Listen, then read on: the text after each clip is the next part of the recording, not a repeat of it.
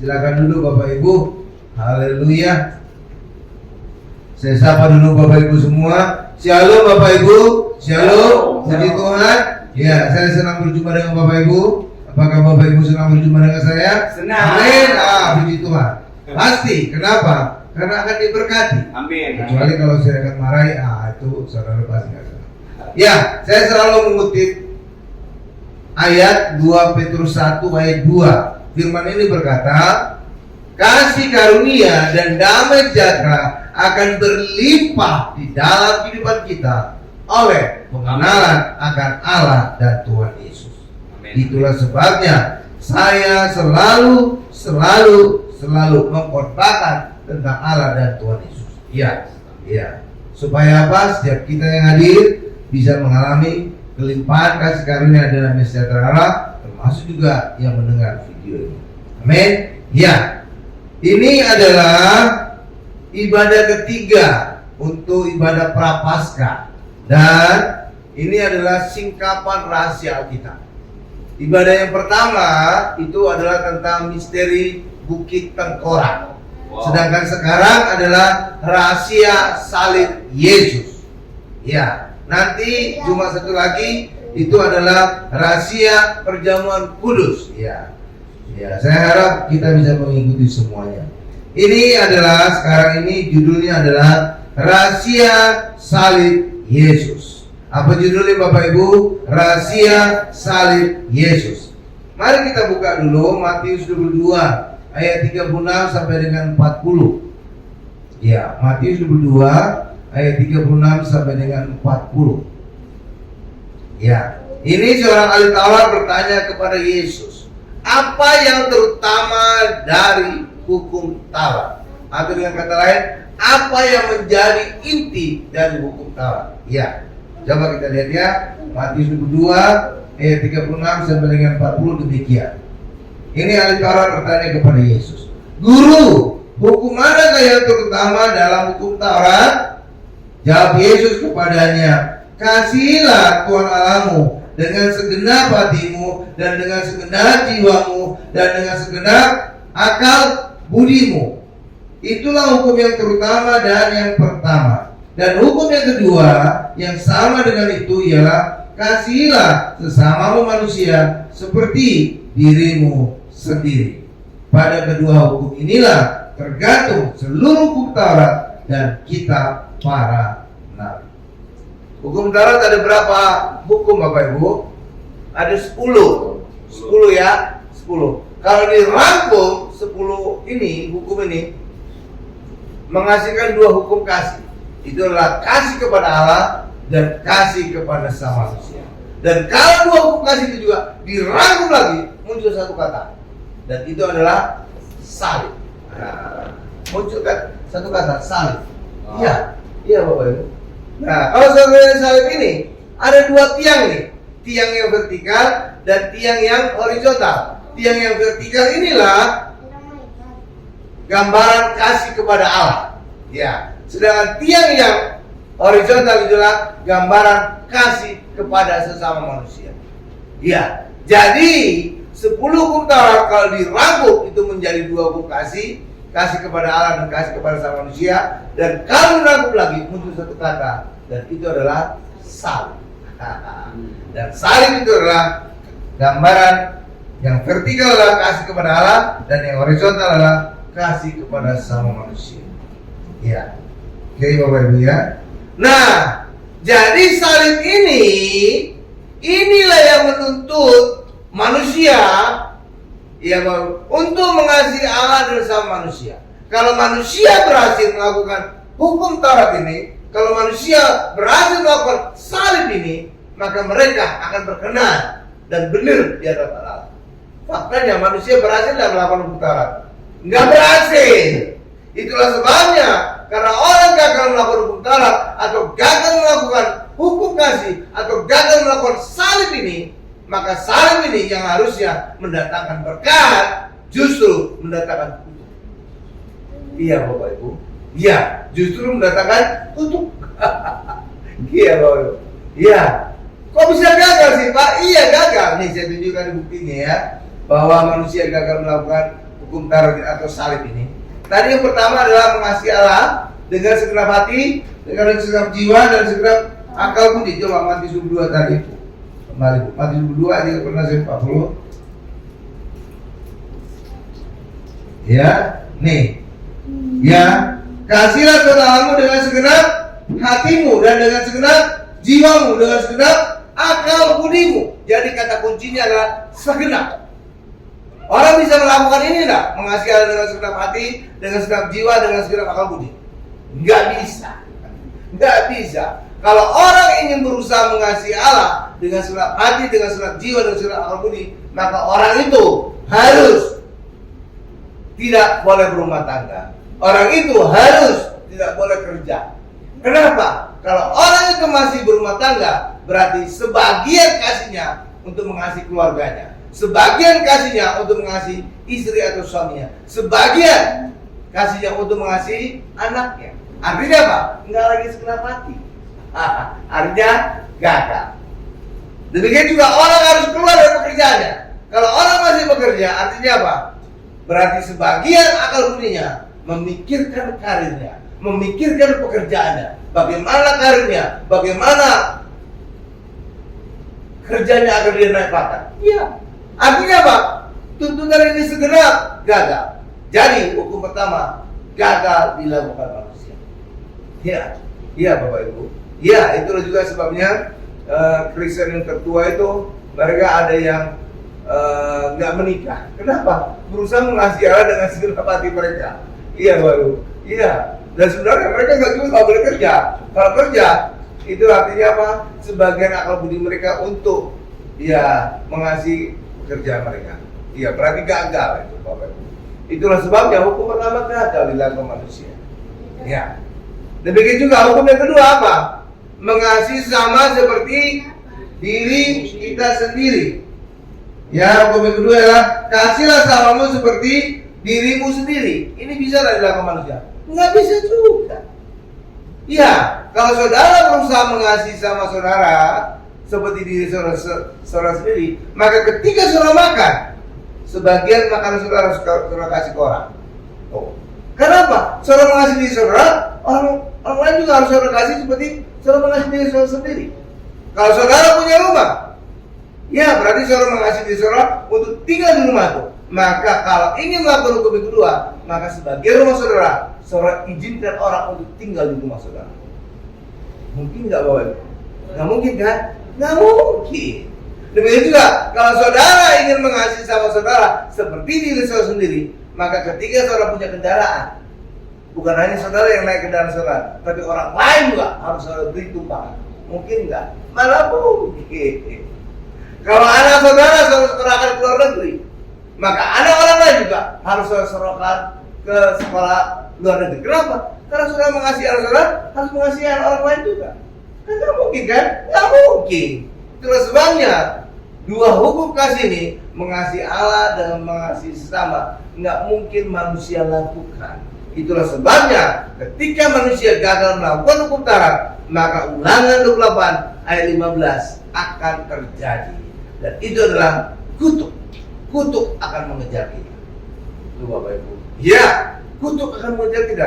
Jadi salib ini yang harusnya mendatangkan berkat bagi kita, justru mendatangkan kutuk. Karena manusia gagal mengasihi Allah dan mengasihi sesama manusia. Tuh. Jadi salib ini akhirnya ujung-ujungnya mendatangkan kutuk. Iya Bapak Ibu. Iya. Dan itu ditegaskan lagi di dalam Galatia 3 ayat 10. Galatia 3 ayat 10 Bapak Ibu. Jadi bahwa orang di bawah hukum Taurat, di bawah kutuk. Coba. Oh iya, belum. Galatia 3 ayat 10 ini saya bacakan Galatia 3 ayat 10 Bu. Coba ditampilkan Galatia 3 ayat 10. Jadi orang harusnya bisa mendapatkan berkat dari salib justru karena gagal menjadi terkutuk. Iya, itu dikatakan di dalam Ulangan 28 ayat 15. Ya, itu dalam perjanjian lama. Di dalam Galatia 3 ayat 10, itu dalam perjanjian baru juga ditegaskan lagi bahwa orang yang hidup di bawah hukum Taurat hidup di bawah kutuk. Oh. Galatia 3:10 ini saya bacakan. Karena semua orang yang hidup dari pekerjaan hukum Taurat berada di bawah kutuk. Itu bukan kata saya, kata ayat. Sebab ada tertulis, terkutuklah orang yang tidak setia melakukan segala sesuatu yang tertulis dalam kitab hukum Taurat. Jadi tidak ada orang yang bisa setia melakukan hukum Taurat. Karena orang gagal mengasihi Allah dalam hati, gagal mengasihi sama seperti diri sendiri. Itu Bapak Ibu. Itulah sebabnya orang Kristen jangan lagi hidup di hukum Taurat. Iya Bapak Ibu. Jadi hukum Taurat itu enggak lagi berlaku pada orang Kristen. Benar Bapak Ibu. Iya. Oke Bapak Ibu ya. Coba sekarang kita lihat bagian berikutnya. Sekarang hukuman mati. Coba kita lihat hukuman mati yang biasa di Israel adalah dirajam batu. Dirajam batu. Coba gambar 2. Nah, ini Bapak Ibu. Kira-kira inilah gambaran hukum mati pada Israel. Dirajam batu. Dan ini ada contohnya dalam Perjanjian Lama adalah Akan. Akan itu dihukum dirajam batu ketika ketahuan mencuri. Iya Bapak Ibu. Ya, ketahuan mencuri. Demikian juga seorang wanita yang tertangkap basah berzina akan diancam dengan ditipuki batu. Ya Bapak Ibu. Ya. Demikian juga yang ketiga, bukti konkretnya adalah Stefanus yang dihukum mati akhirnya Bapak Ibu. Itu apa? Ditipuki batu. Nah kira-kira inilah gambaran Stefanus yang ditipuki batu. Ya kan? Ini. Jadi yang wajar, yang biasa, yang lazim dilakukan oleh orang Israel untuk hukuman mati adalah dirajam batu. Termasuk juga orang Arab juga. Hukuman mereka adalah hukuman dirajam dengan mati. Itulah sebabnya mereka ada ritual juga untuk melempar batu. Itu Bapak Ibu. Iya kan? Iya. Itu melempar dosa, melempar setan. Jadi ini adalah melempar orang yang dianggap berdosa. Ya Bapak Ibu. Tapi ada pertanyaan berikutnya adalah, kenapa Yesus tidak matinya dirajam batu, tapi kenapa matinya disalib? Itu pertanyaan besar Bapak Ibu. Iya kan?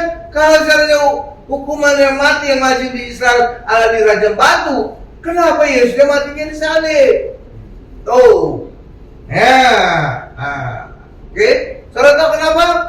Karena imam-imam, ahli-ahli Taurat dan Farisi sangat benci kepada Yesus, sehingga mereka ingin membunuh Yesus. Bukan hanya mereka ingin membunuh Yesus, bahkan mereka juga ingin membuat Yesus matinya terkutuk. Dan mereka tahu dari Taurat bahwa mati terkutuk adalah disalib. Itulah sebabnya mereka membuat Yesus sehingga matinya disalib. Ya. Tapi bagi orang Israel, mereka tidak boleh memukul salib orang. Itulah sebabnya mereka kemudian membawa Yesus kepada Pontius Pilatus. Itulah ceritanya kenapa Yesus dibawa kepada Pontius Pilatus. Iya Bapak Ibu, iya. Supaya apa? Supaya Tuhan Yesus nanti akan disalibkan. Iya Bapak Ibu. Iya. Haleluya. Iya. Jadi itu ceritanya. Kenapa mereka kemudian membawa Yesus kepada Pontius Pilatus? Kenapa? Karena mereka tidak boleh menghukum mati disalib orang.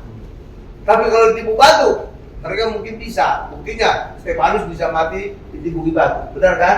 Iya kan? Iya. Pada saat itu mereka masih tetap menjadi orang Romawi. Tapi Yesus lain ceritanya. Karena mereka ingin membuat Yesus mati tersalib, mati terkutuk, maka mereka harus membawa Yesus kepada Pontius Pilatus. Itulah sebabnya dalam kisah penyaliban Yesus muncul nama Pontius Pilatus. Jadi ini ceritanya Bapak Ibu. Iya ya? Iya, coba kita lihat mati terkutuk. Mati terkutuk, coba Ulangan 21 ayat 23. Coba Ulangan 21 ayat 23.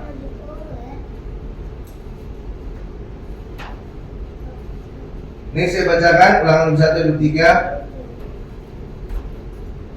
Maka janganlah mayatnya dibiarkan semalam-malaman pada tiang itu, tetapi haruslah engkau menguburkan dia pada hari itu juga, sebab seorang yang digantung terkutuk oleh Allah. Tuh.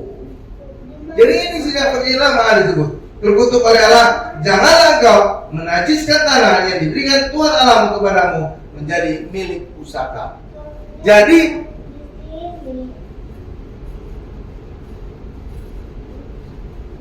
gitu Bapak Ibu. Jadi mati di salib itu mati terkutuk. Dan orang ahli-ahli Taurat itu tahu itu, karena mereka ahli Taurat. Dalam kitab Lukas dalam bahasa Inggris jelas disebut ahli Taurat adalah doktor. Iya Bapak Ibu, doktor dari hukum Taurat. Jadi mereka ngerti ini. Jadi mereka tahu bahwa yang disalib adalah mati terkutuk. Itulah sebabnya karena bencinya mereka kepada Tuhan Yesus, mereka bukan hanya ingin membunuh Yesus, tetapi juga mereka ingin membuat Yesus matinya terkutuk. Karena itulah mereka membuat Yesus mati disalibkan. Dan karena mereka tidak bisa menyalibkan sembarang orang, maka mereka membawa Yesus kepada Pontius Pilatus. Jadi saudara kalau ceritanya ya, itulah sebabnya Pontius Pilatus muncul dalam adegan penyaliban Yesus. Jadi ada ceritanya, nggak kucuk-kucuk muncul Pontius Pilatus, enggak Bapak Ibu. Kalau mereka hanya sekedar ingin membunuh Yesus, udah ditipu habis. Iya, itu ceritanya. Oke Bapak Ibu ya. Nah, tetapi rencana jahat ini justru sesuai dengan rancangan Allah atas Yesus. Iya Bapak Ibu. Kenapa? Karena Yesus memang sesuai rancangan Allah harus matinya disalib. Agar apa Yesus mati disalib? Untuk bisa menebus orang Kristen dari kutuk hukum Taurat. Yang kedua, untuk membayar surat utang dosa. Yang ketiga, agar terkena kutukan Allah terhadap ular, bahwa keturunan perempuan akan meremukkan kepala ular dan ular akan meremukkan tumit Yesus. Jadi ada 3 alasan ini. Ini rancangan Allah untuk Yesus mati disalib. Dan rupanya atas kebencian ahli Taurat, imam-imam dan Farisi, mereka kemudian membuat Yesus mati tersalib dan tergenapilah rancangan Allah atas Yesus. Paham Bapak Ibu? Iya. Jadi luar biasa. Dan sini kita bisa belajar apa? Bahwa seringkali apa yang dilakukan oleh manusia, niat jahat yang dilakukan oleh manusia, bisa saja itu justru membuat rancangan Allah tergenapi gitu Bapak Ibu. Iya, jadi bisa aja rencana-rencana jahat orang itu justru membuat hidup kita juga diberkati. Amin. Iya bisa. Karena itu jangan khawatir. Iya Bapak Ibu, benar. Iya. Iya, luar biasa ya. Sama seperti ya kita lah dipersulitkan untuk izin gereja kan. Karena tahu apa dampaknya? Ketika kita dipersulit izin. Sekarang orang Kristen gerejanya di mall-mall. Coba kalau saya dulu kita nggak dipersulit buat gereja, kita banyak tanah di tapak-tapak gitu kan. Sekarang dipersulit, akhirnya kita di mall. Justru itu jadi lebih bagus. Jadi kan gereja banyak di mall sekarang kan? Iya, justru kan jadi bagus kan. Jadi rencana jahat orang itu bisa dibalikkan oleh Tuhan, itu menjadi hal yang baik buat kita. Amin. Iya. Dan sekarang tahu nggak saudara? Mall-mall juga bentuk gereja. Iya, kenapa? Karena gereja itu kalau jemaatnya banyak, itu menguntungkan mall. Kenapa? Sekali ibadahnya bisa ribuan. 10% aja belanja di mall itu, udah hidup itu mall. Iya. Makanya gereja sekarang dicari-cari oleh mall-mall. Iya, khususnya mall-mall baru. Iya. Jadi seringkali rencana jahat atau seringkali masalah yang kita hadapi itu bisa dibalikkan orang. Contohnya lagi, ya kesaksian dari saya. Akibat saya konflik dengan seorang pengurus senior di gereja saya yang lama, saya dipindahkan ke tempat yang baru. Tapi justru ketika saya dipindahkan, justru saya lebih sering ketemu dengan Bapak Gembala. Dan lewat itulah saya kemudian bisa direkrut jadi sekretaris beliau. Terus bisa Iya, jadi seringkali masalah yang kita hadapi juga, mungkin karena kesalahan kita sendiri juga, itu bisa dipakai Tuhan. Amin. Bisa menjadi berkat bagi kita. Iya, karena itulah orang Kristen selalu dianjurkan bersukacita senantiasa. Apapun masalah kita, bisa saja di balik masalah kita, Tuhan bisa memberkati kita. Ya inilah seperti contohnya rencana jahat orang Yahudi. Ini menyalib justru itu sesuai dengan rencana Allah. Ya kan? Dan justru lewat penyaliban mereka, penolakan orang Israel, keselamatan bisa tiba kepada kita. Iya Bapak Ibu, rencana dulu Allah, keselamatan itu hanya ke orang Israel. Tapi ketika orang Israel menolak Tuhan Yesus, justru keselamatan itu sampai kepada kita. Kan? Jadi hal kayak kesannya masalah justru bisa mendatangkan berkat bagi kita. Coba kita lihat Galatia 3:13 dulu, bahwa Yesus mati disalib untuk menebus kita dari kutuk kemurkaan. Galatia 3:13. Nih saya bacakan ya. Kristus telah menebus kita dari kutuk kemurkaan. Jadi hukum Taurat itu mendatangkan kutuk, dan itu adalah intinya apa? Salib. Itu mendatangkan kutuk. Kenapa? Gagal dilakukan oleh manusia. Karena itu Yesus datang untuk menebus kita. Ya, Kristus telah menebus kita dari kutuk kemurkaan dengan jalan menjadi kutuk karena kita. Sebab ada tertulis, terkutuklah orang yang digantung pada kayu salib. Jadi Yesus mati disalib, mati terkutuk untuk bisa menebus kita dari kutuk kemurkaan. Amin. Itu satu alasan kenapa rencana jahat orang Yahudi justru itu sesuai dengan rancangan Allah atas Tuhan Yesus. Yang kedua, Kolose 2 ayat 13 sampai 14, coba kita lihat. Kolose 2 ayat 13 sampai 14. Wah, luar biasa. Jadi penyaliban Yesus itu sesuai rancangan Allah. Walaupun itu di latar belakangi niat jahat orang Yahudi. Hebat ya Allah ya. Rencana jahat bisa dibalikkan gitu Bapak Ibu. Ya kan? Coba Kolose 2 ayat 13 sampai 14. Ini saya bacakan ya. Kamu juga meskipun dahulu mati oleh pelanggaranmu dan oleh karena tidak disunat secara lahiriah, telah dihidupkan Allah bersama-sama dengan Dia sesudah Ia mengampuni segala pelanggaran kita. Ayat 14 terakhir. Dengan menghapuskan surat utang yang oleh ketentuan-ketentuan hukum mendakwa dan mengancam kita, dan itu ditiadakan Yesus dengan memakukannya pada kayu salib. Pak, bagaimana Tuhan Yesus bisa memakukannya pada kayu salib, Pak? Caranya bagaimana? Dosa kita, utang dosa kita ditanggung Yesus, diambil Yesus, dan Yesus kemudian menanggung dosa kita. Maka Yesus kemudian memakukan utang dosa kita pada kayu salib dengan memakukan dirinya sendiri. Saudara lihat tuh? Iya. Jadi ini ceritanya begini Bapak Ibu. Utang dosa itu kayak gimana sih? Saya sering ambil contoh itu seperti kredit card. Kalau saudara belanja, makan atau beli sesuatu pakai kredit card, saudara kan kredit card saudara digesek kan, atau dimasukkan ke alatnya, baru dipencet pin gitu ya. Iya kan? Ya. Sebenarnya itu bukan pembayaran saudara, bukan. Iya, itu hanya menutupi utang dosa saudara, utang belanja saudara. Iya Bapak Ibu. Kapan saudara bayar sebenarnya? Saudara bayar semua tagihan itu di akhir bulan. Di akhir bulan saudara akan mendapatkan tagihan dari bank. Apa-apa saja belanja saudara.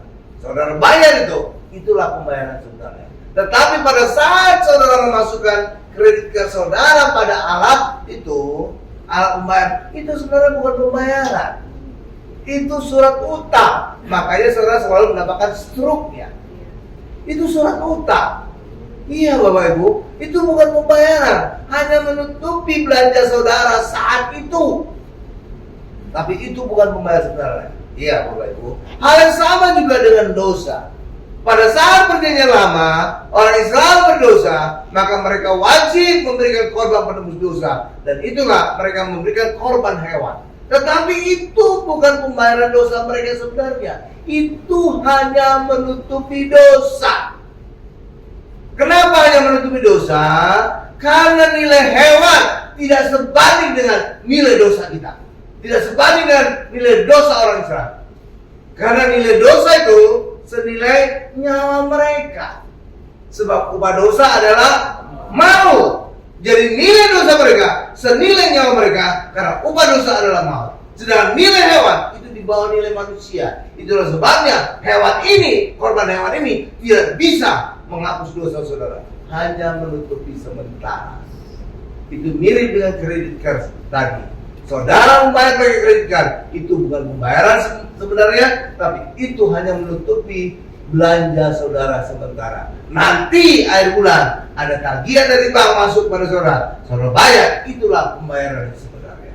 Hal yang sama juga dengan kerohanian. Apapun yang dibayar oleh orang Yahudi itu masih menutupi dosa, tapi pada saat Yesus disalibkan, inilah pembayaran seluruh dosa manusia selama berabad. Paham Bapak Ibu? Iya. Karena kalau darah Yesus itu darah yang mahal, itulah sebabnya bisa menutupi, bukan menutupi, bisa menghapus seluruh dosa.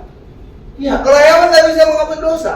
Kenapa? Nilai hewan tidak sepadan dengan nilai nyawa manusia.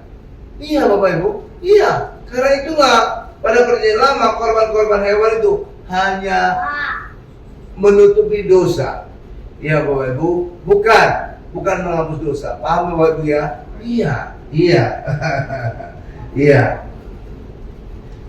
Yang ketiga, jadi alasan kenapa Yesus salib tadi pertama adalah untuk menebus kita dari kutuk kemurahan. Yang kedua, untuk membayar surat utang dosa kita. Yang ketiga, karena inilah kutukan Allah kepada ular.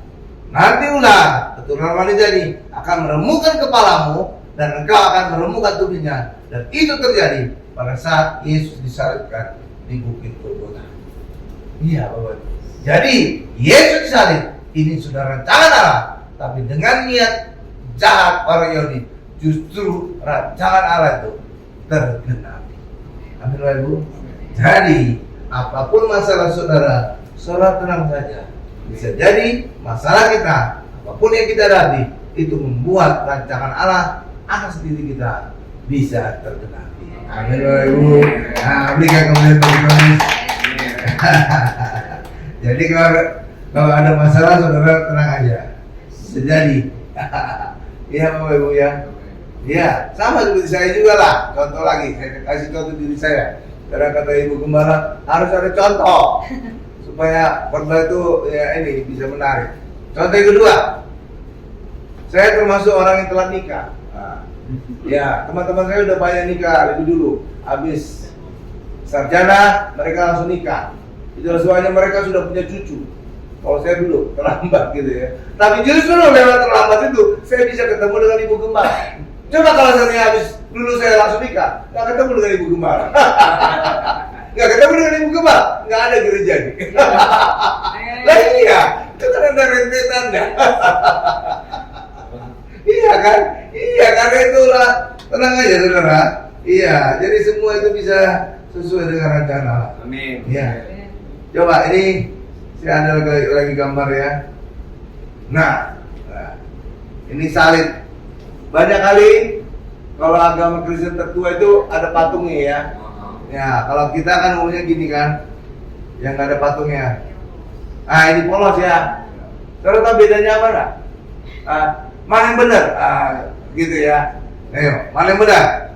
Kalau menurut saya siapa yang setuju yang ada patungnya? Siapa yang setuju yang polos? Nah, saudara tahu apa bedanya? Bedanya, kalau yang ada patungnya ini, saudara selalu punya iman, Yesus selalu menderita, Yesus selalu kalah. Coba lihat tampangnya patung itu. Itu tanda kekalahan atau tanda kemenangan? Kekalahan, udah loyo gini, udah loyo kan? Kalau menang, langsung, victory gitu benar kan? Ini loyo kan? Jadi kalau kita selalu punya iman, Yesus menderita dan loyo gini, bagaimana saudara punya iman jadi pemenang dalam kehidupan? Amin. Tahu? Tapi ketika saudara salib kosong gini, ini Yesus telah tidak lagi disalib, telah di surga, jadi pemenang, jadi penguasa. Ketika saudara imani Yesus sebagai pemenang, Yesus sebagai penguasa, maka saudara punya iman, kemenangan di dalam kehidupan. Amin. Oh. Jadi ada bedanya itu yang ada patung sama enggak. Sama juga seperti banyak Natal. Natal kan ada, biasanya orang ada gereja yang ada buat kandang dombanya gitu ya, ada dombanya sekalian, ya, ya kan, ada kan? Nah, yang mana Pak yang harusnya kita ikuti Pak? Saya katakan, saudara jangan ikut-ikutan buat kandang domba gitu ya. Kenapa? Iya, seperti saudara sendiri lah bayangkan. Natal itu kan kelahiran Tuhan Yesus kan. Pada saat kita lahir atau ulang tahun, pernah nggak saudara tunjukkan foto rumah sakit di mana saudara dilahirkan? Pernah nggak saudara tunjukkan ketika foto saudara lagi bayi, telanjang gitu? Pernah nggak? Pernah nggak saudara tunjukkan suster atau bidan yang merawat kelahiran saudara? Ada nggak? Nggak ada. Nah, tapi kenapa saudara melakukan kepada Yesus demikian? Kandangnya saudara tunjukkan. Iya kan? Iya kan? Iya. Pada saat saudara ulang tahun, biasanya apa yang saudara lakukan? Kalau ada teman saudara yang ulang tahun, selamat ya Pak Jumur, sukses selalu ya. Kan gitu kan? Iya kan? Iya dong. Hal yang sama juga harus orang Kristen demikian. Selamat ya Tuhan memberkati ya. Nah gitu kan? Iya dong. Iya. Makanya saudara, bukan kebetulan itu. Bukan kebetulan. Makanya beberapa waktu yang lalu, pada saat Natal selalu ada bom. Kenapa? Iman Kristen jeblok. Karena selalu menganggap Yesus bayi yang tidak berdaya. Tapi seharusnya saudara menganggap iman Yesus yang berkuasa di surga. Saat itulah saudara jadi pemenang dalam kehidupan. Tapi kalau saudara selalu menggambarkan Yesus sebagai bayi, bagaimana saudara bisa punya iman pemenang? Bayi nggak bisa apa-apa. Saudara itu, iya. Makanya saudara harus punya iman pemenang. Dan ketika saudara punya iman pemenang, jangan lagi menampilkan kandang domba. Iya, oke. Sama juga dengan salib Yesus. Jangan lagi menampilkan patung pada salib Yesus. Saudara tidak punya iman pemenang demikian. Paham Bapak Ibu ya? Iya. Iya ya. Iya, saya ajar saudara berpikir logis saja. Iya. Jadi Alkitab itu, firman Tuhan itu logis. Benar Bapak Ibu? Benar. Oke ya. Nah, dan demikian juga tadi Bapak Ibu. Jadi hukum Taurat itu mendatangkan kutuk. Kenapa bisa mendatangkan kutuk? Karena manusia gagal melakukan hukum Taurat. Itulah sebabnya jangan orang Kristen hidup lagi di bawah hukum Taurat, karena itu akan berarti menyalibkan Yesus kedua kali. Iya Bapak Ibu. Iya.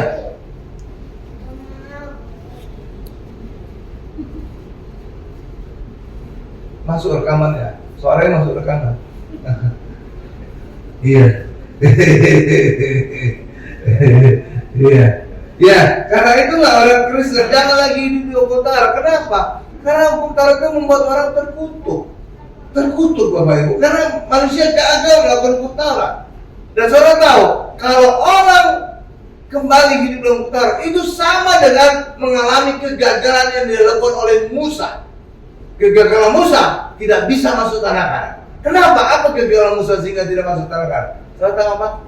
Ingat, ketika Musa disuruh berbicara kepada gunung batu, hai gunung batu, keluarlah air. Ya katanya apa? Dipukul 2 kali. Terkesan sepele. Disuruh bicara tapi dia pukul. Kok kesalahannya sepele, tapi kok hukumannya berat. Dia nggak bisa masuk tanah Kanan. Saudara tahu artinya itu? Ketika pertama kali Musa disuruh mukul gunung batu, itu sama dengan gambaran penyaliban Yesus. Karena pada saat Yesus disalibkan, itu Taurat, hukum Taurat memukul Yesus. Iya, dia suka salib. Karena salib ini kan gambar inti Taurat tadi. Ayat pertama kita baca tadi. Itu gambaran Musa memukul Yesus yang pertama kali. Jadi ketika Musa memukul gunung batu 2 kali, itu sama dengan gambaran Yesus disalibkan 2 kali. Itu kesalahan fatal. Itulah sebabnya hukuman Musa juga berat. Ya, karena itu dia kan nggak masuk tanah Kanan kan? Udah di ujung dia nggak masuk. Ya walaupun Allah kasih akhirnya Musa masuk secara roh. Itulah pada saat Tuhan Yesus dimuliakan di sebuah gunung, Tuhan Yesus berjumpa dengan Musa dan Elia, dan itu dipercaya di Gunung Hermon. Gunung Hermon. Saudara itu? Iya kan? Tapi ada lagi sebenarnya fakta. Kalau saudara jeli membaca Alkitab, sebenarnya Musa itu tidak boleh masuk tanah Kanan. Tanah Kanan yang di seberang Sungai Yordan. Tanah Kanan itu sebenarnya dibelah 2 oleh Sungai Yordan. Ada tanah kanan kiri, ada tanah kanan yang kanan. Iya Bapak Ibu.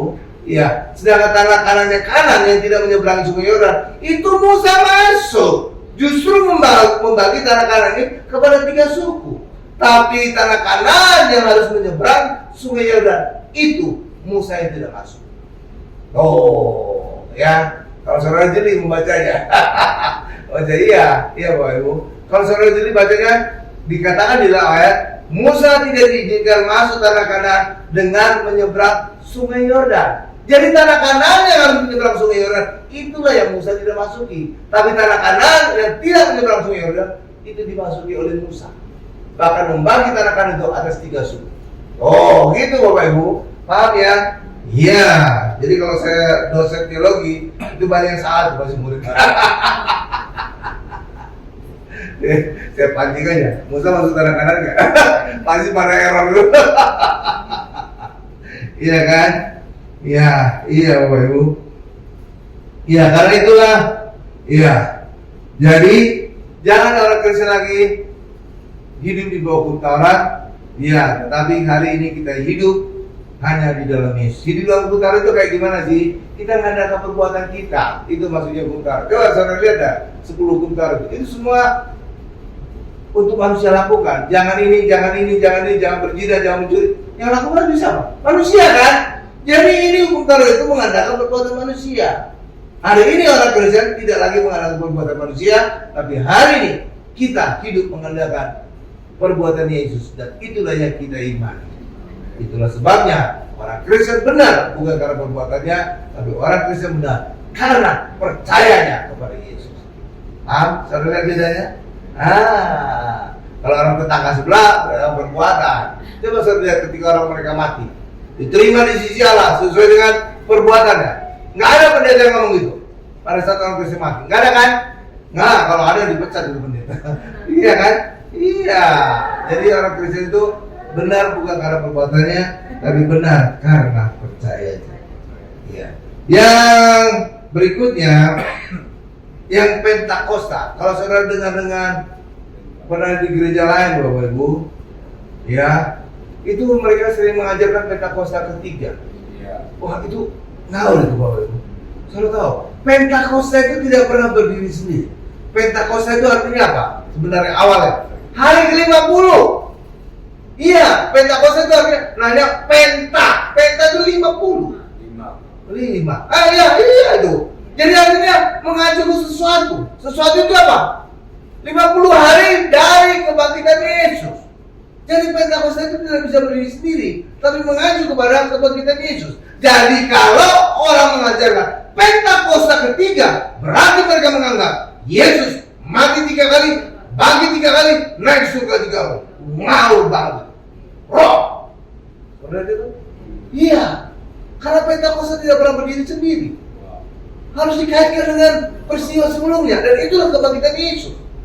Jadi kalau menyebut Pentakosta 3 kali, berarti Yesus mati 3 kali. Kan ngawur.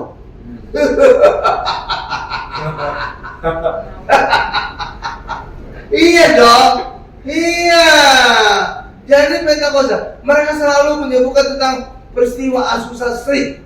Ya, saudara tahu tuh, itu bukan Pentakosta. Saudara lihat aja dalam bahasa Inggris, saudara lihat di internet. Apa peristiwa Azusa Street? Revival. Revival itu bukan Pentakosta. Revival itu adalah KKR, kebaktian kebangunan rohani. Itu bisa berdiri sendiri. Kalau Pentakosta selalu dikaitkan dengan kebangkitan Yesus. Saudara itu bedanya. Iya, jadi kita harus pintar. Bahasa Inggris ngerti. Jangan kelihatan itunya. Iya kan? Azusa Street kan revival. Coba saudara lihat di YouTube. Ya revival, bukan Pentakos. Pentakos dalam bahasa Inggris kan Pentakos. Ya kan? Iya, enggak. Revival. Revival itu sama dengan KKR. Iya, jadi bisa berdiri sendiri. Tapi kalau Pentakosta itu selalu dikaitkan dengan kebangkitan Yesus. Iya, Bapak Ibu, benar ya? Jadi mari kita makin cerdas jadi orang Kristen. Amin. Jangan dibodoh-bodohin pendeta. Pendeta juga manusia, ada keterbatasan IQ-nya. Ya, maaf, sorry pendeta. Saya nggak menyebut nama, walaupun saya tahu namanya. Ya udah, masuk bagian kedua. Tulisan Indri pada salib Yesus. Coba ayatnya dulu. Yohanes 19 ayat 19 sampai 22. Iya dong. Saya Khotbah ini untuk menyingkapkan banyak rahasia. Makanya ini rahasia, ya kan? Iya. Salib Yesus kan rahasia kan? Banyak orang nggak tahu kan? Jadi hari ini sudah disingkapkan banyak rahasia. Saya nggak buka tanya jawab. Saudara tahu kenapa saya nggak buka tanya jawab? Allah itu maha tahu, pendeta tidak maha tahu. Jangan sok tahu makanya. Iya kan? Iya. Allah maha tahu, tapi pendeta tidak maha tahu. Kalau pendeta sok tahu, dia bisa menerima segala pertanyaan. Dia itu sama menghina Tuhan. Iya. Tuhan kan maha besar kan? Jadi kalau dia bisa menjawab semua pertanyaan tentang Allah, berarti apa? Allah itu dia buat dikecilkan segede kepalanya dia, segede otaknya dia. Karena dia bisa menjawab semua. Iya kan? Iya, makanya kita harus mengagungkan Allah maha besar. Berarti banyak hal yang saya juga tidak tahu. Nah itu artinya kerendahan hati. Jangan so tahu. Kalau so tahu sama dengan mengecilkan Allah, bukan lagi maha besar, tapi segede otaknya dia. Nah, iya dong. Iya kan, makanya Allah maha tahu, pendeta tidak maha tahu. Ya, oke, lanjut. Yohanes 19 ayat 19 sampai dengan 22. Nah, sekarang di salib ini kan sering ada tulisan kan? Ada 3 huruf. Indri, INRI, benar kan? Ya. Nah, kita lihat sekarang ayatnya. Apa itu maknanya? Itu dahsyat itu maknanya. Banyak orang nggak tahu kan? Orang ingin tahu? Nunggu ya. Nih, saya bacakan. Yohanes 19 ayat 19 sampai dengan 22 ya. Dan Pilatus menyuruh memasang juga tulisan di atas kayu salib itu. Bunyinya Yesus orang Nazaret, raja orang Yahudi. Jadi sekali lagi, Yesus orang Nazaret, raja orang Yahudi. Nah, ayat 20. Banyak orang Yahudi yang membaca tulisan itu, sebab tempat di mana Yesus disalibkan letaknya dekat kota atau di luar kota. Makanya yang benar kemarin saya khotbah, Golgota itu harus di luar kota, bukan di dalam kota. Ya, gereja makam kudus itu ada di dalam kota, karena dia dekat perumahan-perumahan kumuh, perumahan masa lalu. Yang benar ada di luar kota, dan itu adalah Ganduntum. Oke, nah, iya, kita berdasarkan Alkitab. Alkitab itu kebenaran, standar kebenaran orang Kristen. Amin, Bapak Ibu. Banyak orang Yahudi membaca tulisan itu sebab tempat di mana Yesus disalibkan letaknya dekat kota, dan kata-kata itu tertulis dalam bahasa Ibrani, kedua bahasa Latin, yang ketiga Yunani, keempat bahasa Batak. Oh enggak, ada bahasa Batak. Ada 3 bahasa ya, Latin, Ibrani, Latin, dan bahasa Yunani. Salah pertanyaan lagi, kejar lagi, harus bisa kejar. Kenapa 3 bahasa ini, Pak? Nah, gitu. Kok tidak ada bahasa Mandarin? Jangan gitu. Kenapa hanya 3? Nah, saudara bisa kejar. Ya, kenapa bahasa Ibrani? Saudara tahu kenapa? Karena itu kendaraannya Israel. Bahasa mereka bahasa Ibrani. Ya jelas saja ada bahasa Ibrani. Terus itu, iya kalau kejadian di Belanda, bahasa Belanda itu. Tapi kalau kejadian di Israel, ya bahasa Ibrani. Wajar kan? Ya. Yang kedua, bahasa Latin. Kenapa bahasa Latin? Karena saat itu orang Israel dijajah oleh orang Romawi. Bahasa orang Romawi, bahasa Latin. Jadi ada logikanya. Nggak salah-salah ditulis. Ketiga, bahasa Yunani. Kenapa bahasa Yunani? Tuh. Karena saat itu Yunani bahasa internasional. Seperti bahasa Inggris sekarang ini. Oke, jadi supaya semakin banyak orang ngerti tulisan itu.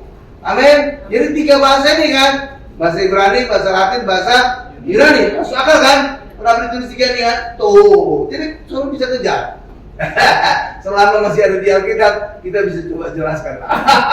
Tapi pertanyaan kan seringkali pertanyaan liar kita nggak bisa jawab itu. Karena otak kita nggak segede Allah ya Pak besar. Nah, pertanyaan berikutnya, kenapa yang disalib ini? Yang disalib ini Indri itu bahasa apa nih? Bahasa Latin. Indri itu bahasa Latin. Iya. Pertanyaan berikutnya, kenapa ditulisnya bahasa Latin? Kenapa tidak bahasa Ibrani? Saudara tahu kenapa? Karena pusat gereja saat itu di Romawi.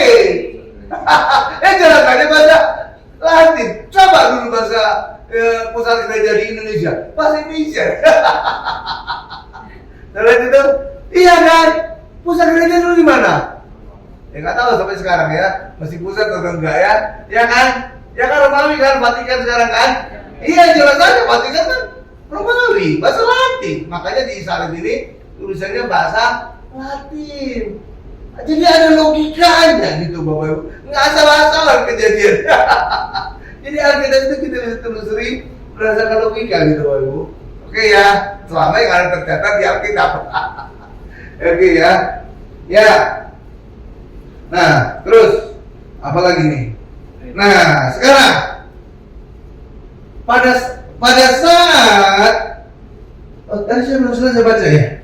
Oh belum, ayat 21-nya ya. Soalnya kita selesai baca baru saya jelaskan. Ayat 21-nya, maka kata imam-imam kepala orang Yahudi kepada Pilatus, jangan engkau menulis raja orang Yahudi, tetapi bahwa ia mengatakan, aku adalah raja orang Yahudi. Ya, ayat 22. Jawab Pilatus, apa yang kau tulis? Tetap tertulis. Pertanyaan saya, kenapa imam-imam orang Yahudi itu protes kepada Pilatus atas tulisan ini, Indri tadi itu? Sebenarnya bukan Indrinya yang mereka protes, tapi dalam bahasa Ibrani-nya. Iya. Apa bahasa Ibrani Indri ini? Saudara tahu apa bahasa Ibrani Indri? Hah? YHWH, Yahweh itu nama Allah. Itu sebabnya imam-imam protes, karena itu nama sakral bagi orang Yahudi. Oh, jadi ada jalan ceritanya. Kenapa mereka protes? Paham Bapak Ibu? Kalau hanya tulisan Indri, imam-imam gak protes. Tapi karena ada bahasa Ibraninya, dan bahasa Ibraninya singkatan Indri adalah YHWH, maka imam-imam langsung keriting rambutnya Bapak Ibu.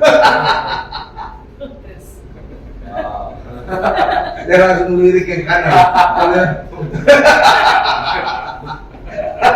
Enggak bisa. Iya kan? Iya, Yahweh itu nama sakral.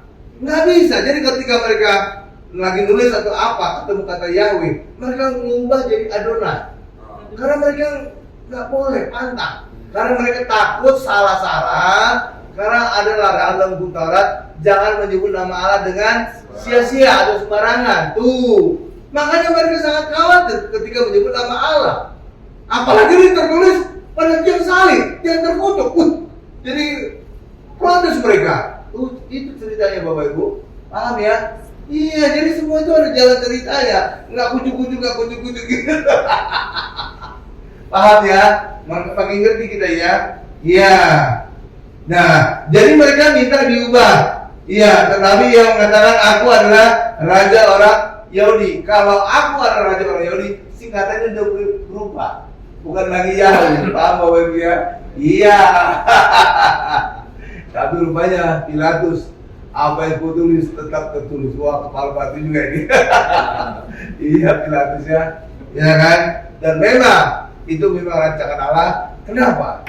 Misalnya tulisan Yahweh, karena memang Yesus itu adalah Allah, anak Allah. Jadi memang wajar tulisan Yahweh, benar ya Bapak Ibu ya? Iya. Jadi ya itulah. Oke Bapak Ibu ya. Karena itulah luar biasa sekali ya. Ya luar biasa. Oke. Jadi yang bermakna bukan dalam bahasa Latin. Kalau bahasa Latin artinya singkatannya Indri. Tapi yang bermakna adalah singkatan dalam bahasa Ibrani.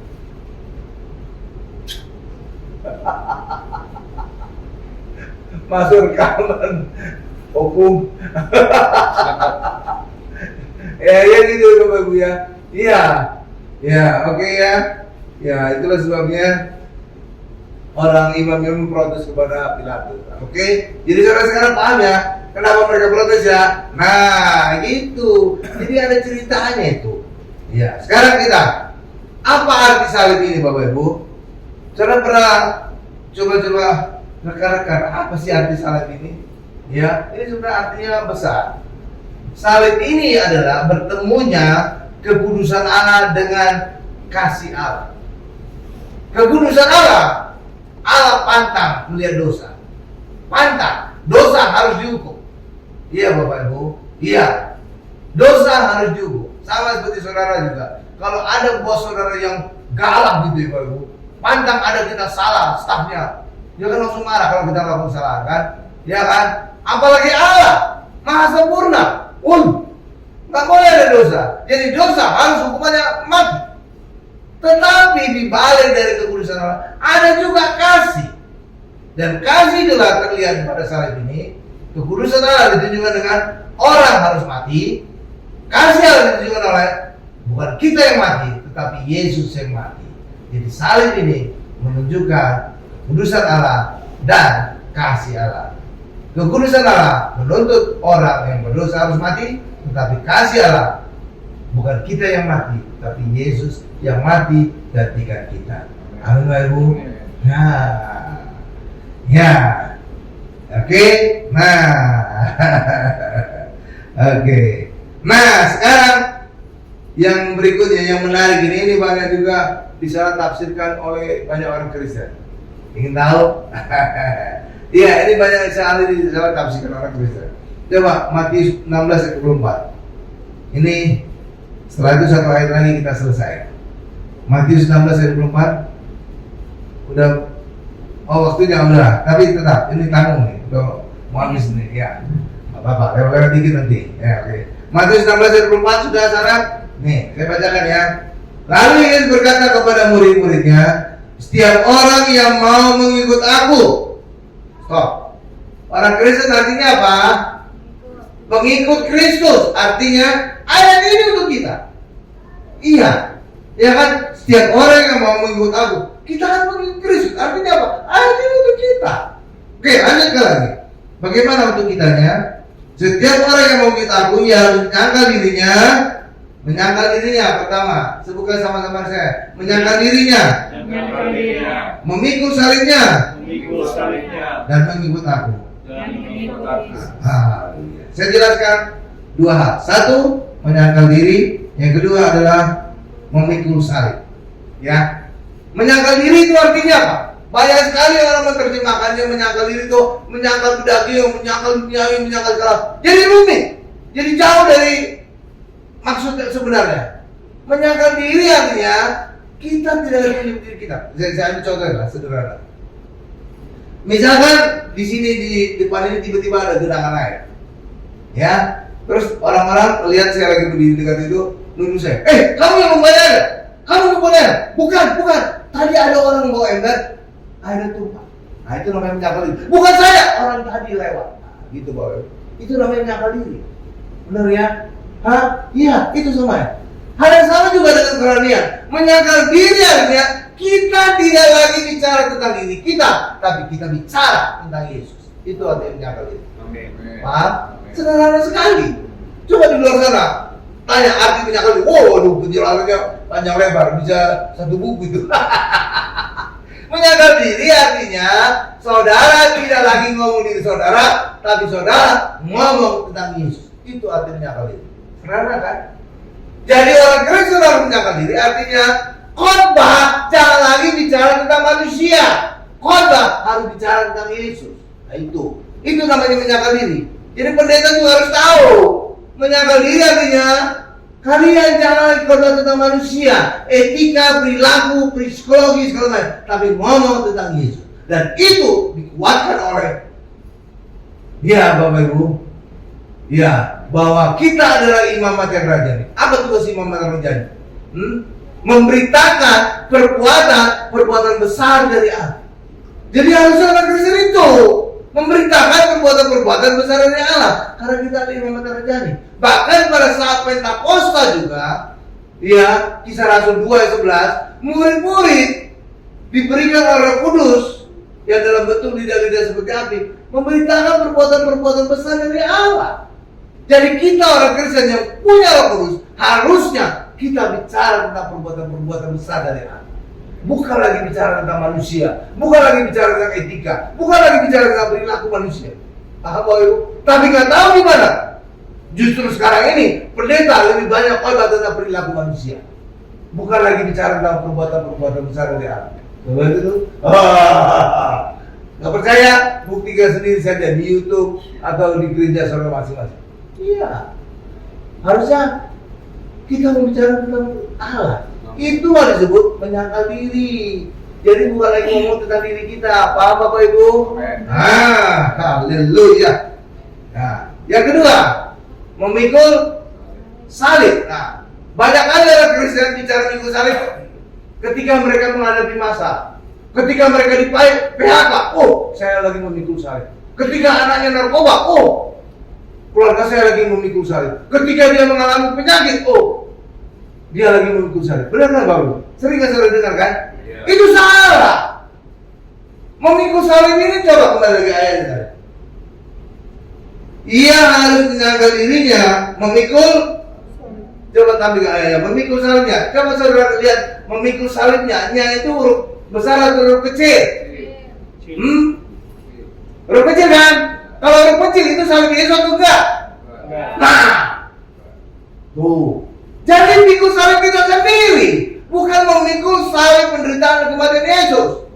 Makanya tidak relevan orang Kristen berkata ketika mereka menghadapi masalah lagi memikul salib. Salah itu. Ini lihat nyanyi itu bukan huruf besar, huruf kecil. Iya, banyak pendeta tidak melihat kacamatanya mungkin harus diganti kali. Iya, nah, iya, itu huruf kecil. Jadi salib kita sendiri yang kita pikul, bukan salib penderitaan kematian Yesus.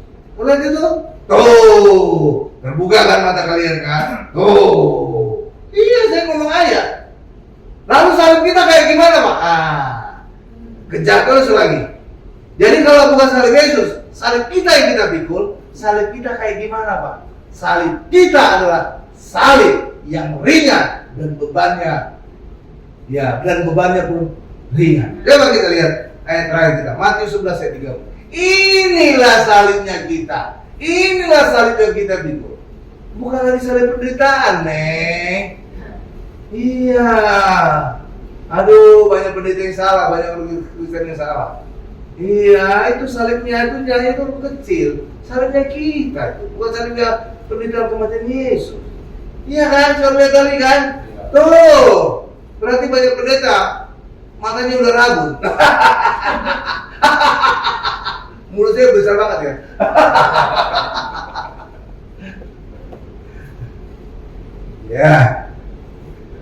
Ya, mana tadi itu? Ya, inilah.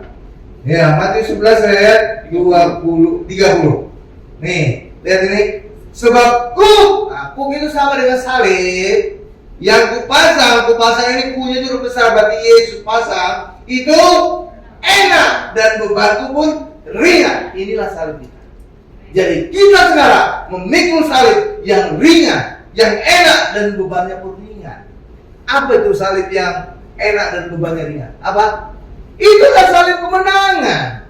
Saudara diberkati, saudara sehat, saudara mengalami kelepasan, saudara banyak hal yang kemenangan saudara. Itu salib kita. Makanya orang Kristen yang hidup mengikuti Yesus, saudara diselamatkan, saudara disembuhkan, saudara diberkati, saudara mengalami kemenangan dalam kehidupan. Itulah salib kita. Bukan lagi salib penderitaan, Neng. Baca ayat dengan jelas. Kalau kalian ganti kacamata, ganti aja sekarang. Ya, iya dong. Jadi bukan lagi. Jadi banyak kali orang Kristen ketika dia menderita, oh saya lagi memikul salib. Ketika anaknya narkoba, oh saya lagi memikul salib. Ketika banyak masalah di keluarga, aku lagi memikul salib. Ih, seakan-akan salib itu jadi masalah. Iya kan? Iya. Padahal kalau kita baca ayat dengan teliti, beda banget. Salib kita adalah enak dan bebannya pun ringan. Tuh, bukan kata saya, kata ayat. Nih baca ayat. Oke, Bapak Ibu ya. Amin. Iya, oke. Ini kita tutup dengan kesimpulan. Sebelum kematian Yesus, salib berarti kutuk karena manusia gagal melakukan perkara, yaitu mengasihi Allah dan manusia. Tetapi setelah Tuhan Yesus mati di salib gambaran kemenangan. Karena Yesus telah membayar lunas tuntutan hukum Taurat untuk menjadi benar. Orang Kristen sekarang adalah benar karena percaya, bukan benar karena berbuat. Amin Bapak Ibu. Kita tundukkan.